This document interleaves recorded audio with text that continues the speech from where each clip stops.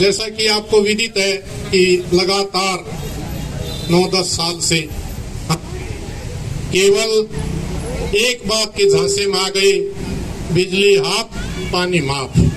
लेकिन इसके पीछे हमें कितनी कठिनाइयां हो रही हैं उसका अंदाजा जनसाधारण व्यक्ति नहीं लगा सकता, क्योंकि जो व्यक्ति अन्ना आंदोलन की आड़ में बहुत बड़े बुद्धिजीवी लोग वहां बैठे थे, कांग्रेस के शासन में भ्रष्टाचार फैला हुआ था, सभी भ्रष्टाचार से त्रस्त थे और लोगों को एक आशा की किरण दिखाई दी।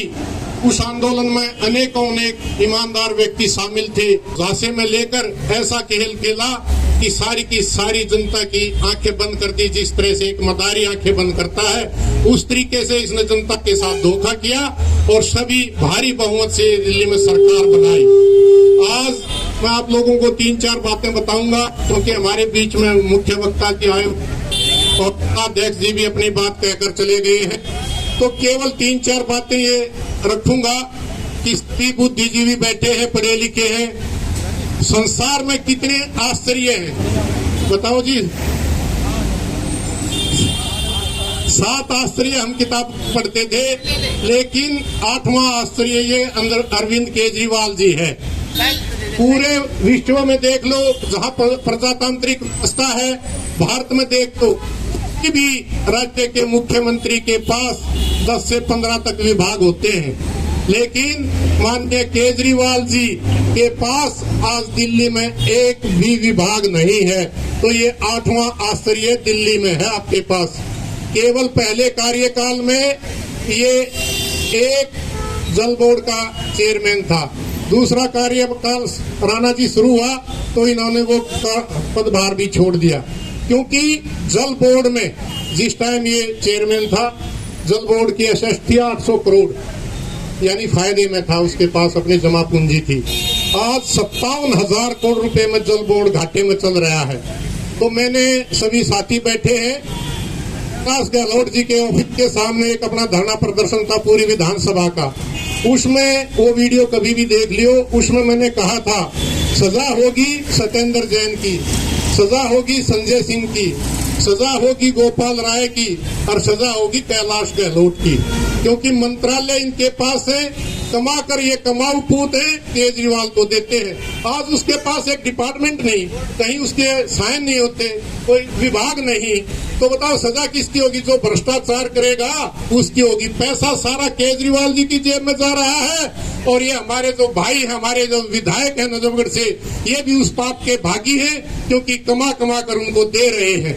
एक बहुत बड़ा षड्यंत्र जो जनता के हित की बात है, मैं वो आपको बताना चाहता हूँ कि हमारे यहाँ जितनी ग्राम सभा की जमीन थी, सारी की सारी अपनी कंपनी बनाकर अपने सहयोगियों की, अपने रिश्तेदारों की, यहाँ जितनी ग्राम सभा थी सब में से डिपो, इसके क्लस्टर के डिपो बनवा दिए। हमारे लोगों के ये बात समझ में नहीं आई। आज अगर हम घर से निकलते हैं सुबह 8 बजे, दोपहर को 2 बजे और शाम को 10 बजे, तो जितनी क्लस्टर बसें हैं वो सारी की सारी लाइन में खाली घूमती हुई फिरनी पर दिखाई देती है। हमारी नजफगढ़ फिरनी पर कोई भी इसके अलावा ऐसा फिरनी रोड नहीं है जहां से बसें यातायात सुचारू रूप से चल सके। केवल एक नजफगढ़ की फिरनी थी, इस पर अब 24 घंटे जाम रहेगा। और मैं ये दावे से कहता हूं कि साल भर में हमारे जो ये नजफगढ़ के वासी हैं, ये नजफगढ़ छोड़ने को मजबूर हो जाएंगे। इतनी ज्यादा बसें यहाँ आ जाएंगी, सारी दिल्ली का सेंट्रलाइज यहाँ कर दिया। नहीं तो सिस्टम ये था पूरी दिल्ली में चारों तरफ से डिपो बनाए जा, डिसेंट्रलाइज इनका किया जाए, लेकिन इसकी नजर यहाँ की ग्राम सभा पर थी, यहाँ के गांव की जमीन थी, जो हमारे स्टेडियम बन सकते थे, IIT बन सकती थी, ITI बन सकती थी, कोई सेंट्रल स्कूल बन सकता था, कोई और विद्यालय बन सकते, उनकी तरफ ध्यान न देकर केवल क्लस्टर बना दिए गए। अब नया कारनामा इन्होंने अभी किया, तुरंत चुनाव से पहले। हमारे यहाँ सेंट्रल गवर्नमेंट की स्कीम है, जापान इंटरनेशनल बैंक का लोन भी है, सारे के सारे STP बनने थे, यानी पूरे अपने देहात में। विधायक जी आपके विधानसभा में, मटियाला में, नजफगढ़ में, विकासपुरी में, इनमें सब में लगने थे, लेकिन 8 साल तक केंद्र सरकार का पैसा होते हुए, एडवांस में जमा होते हुए भी इन्होंने काम शुरू नहीं किया।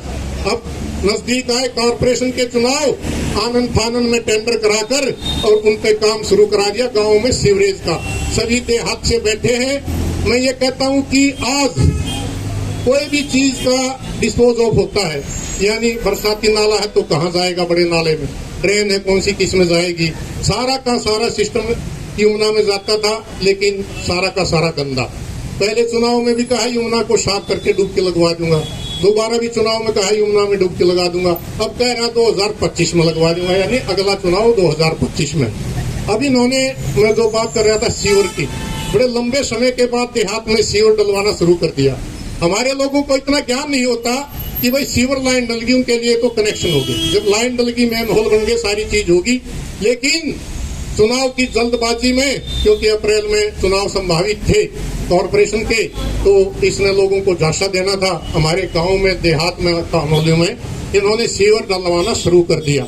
आज मैं ये पूछना चाहता हूं कि मंच के माध्यम से पत्रकार बंधु भी यहाँ खड़े हैं, अगर कोई भी सीवरेज ट्रीटमेंट प्लांट, जैसे गोपाल नगर में सीवर का कार्य शुरू कर दिया, कैर गांव में, मुंडेड़े में, ईसापुर में, कहीं भी सीवरेज ट्रीटमेंट प्लांट नहीं लगाया है, अगर सीवरेज ट्रीटमेंट प्लांट नहीं लगा है तो आपका जो सीवरेज का मल है वो कहाँ जाएगा, वो कहाँ शोधित होगा और कहाँ उसको गिराएंगे। लेकिन लोगों को झांसा देने के लिए उन्होंने सीवर डालना शुरू कर दिया।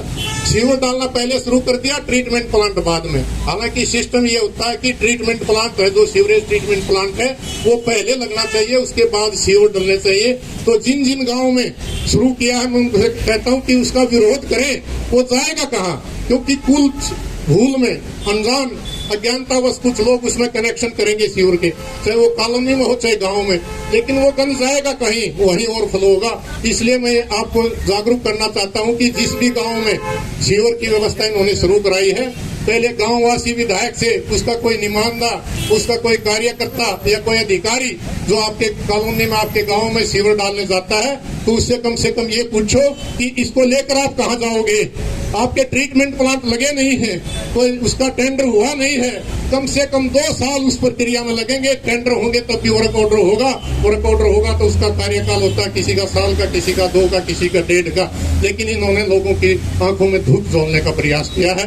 तो ऐसे भ्रष्ट और निकम्मे सरकार जो हमारे लोगों पर अत्याचार भी कर रही है। पानी का वायदा हर व्यक्ति, जनसाधारण क्या कहते थे, 24/7, यानी 24 घंटे 7 दिन पानी देंगे। मेरे कॉलोनी के प्रधान भी बैठे, रमेश जी, और भी हैं यहाँ साथी, सांगवान साहब, धर्मवीर जी हैं, और बराबर की कॉलोनी से हैं भूप सिंह जी। सभी के सामने ये वादा किया था कि हम 24/7 आपको पानी देंगे। मैं RWA का प्रधान नहीं था, लेकिन हमारे प्रधान थे राजवीर गहलोत। यहाँ बैठे कोई जल बोर्ड के अधिकारी आए, बोले जी आपकी कॉलोनी को मॉडल रूप में लेते हैं हम। मगर जी क्या करोगे, आपको हम 24/7 पानी देंगे। मैंने उनको समझा, भैया हमारा तो पानी की टंकी साथ में है, बहुत अच्छा प्रेशर रहता है, हमारा तो देहाती भाषा में समझो कि मोरी के ऊपर खेत है, यानी अगर पानी जाएगा तो पहले हमारे खेत से होके जाएगा। हमारी कॉलोनी में पानी पर्याप्त मात्रा में है। अगर आपने इस नजफगढ़ विधानसभा को पानी देना है तो कुछ अनेकों अनेक ऐसी कॉलोनियां हमारी जो CRP की तरफ है, जय विहार है, कृष्णा कॉलोनी है सुरपुर रोड पर, वहाँ रेल मास्टर कॉलोनी है गोपाल नगर में, तो इधर पीछे हमारा अस्पेरा बस्ती है। इस तरह की कॉलोनियां हैं जहाँ पानी नहीं जाता, आप वहाँ पानी पहुँचाइए। लेकिन नहीं जी, NWS को दिया है, प्राइवेट कंपनी है, बहुत सुविधा होगी। हमने विरोध किया था इस बात का कि आप हमारे यहाँ नहीं आगे पानी पहुँचाओ।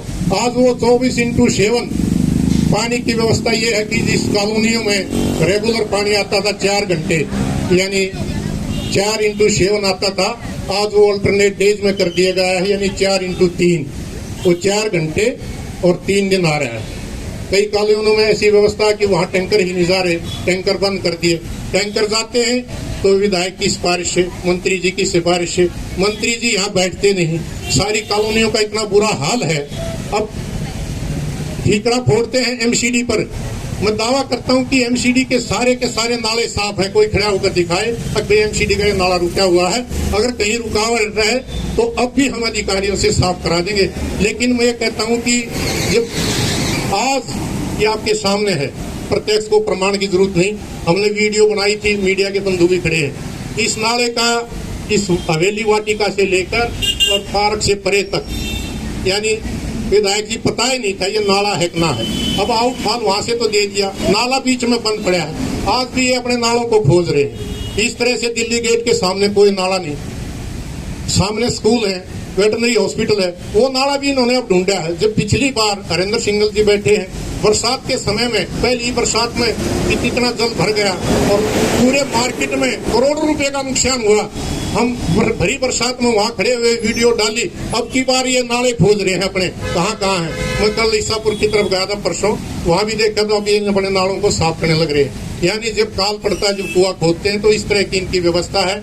और आज मैं ये समझता हूँ कि लोग जागरूक हैं, इनके एक एक विधायक का जेल में नंबर आएगा। शुरुआत हुई है अभी, और पहले ही चिल्लाने लग जाता है, क्योंकि भले आदमी को पता है अब सारी राशि जो भ्रष्टाचार की वो तेरी जेब में आई है और तो कहीं जा नहीं रही। इसलिए अब कह रहा है ये तो संजय सिंह को भी बंद करेंगे, ये तो मनीष सिसोदिया जी को भी बंद करेंगे, ये तो गोपाल राय को भी बंद करेंगे, क्योंकि सबके यहाँ ईडी के छापे पड़ने हैं। सारा का सारा पैसा भ्रष्टाचार से इन्होंने तय किया है।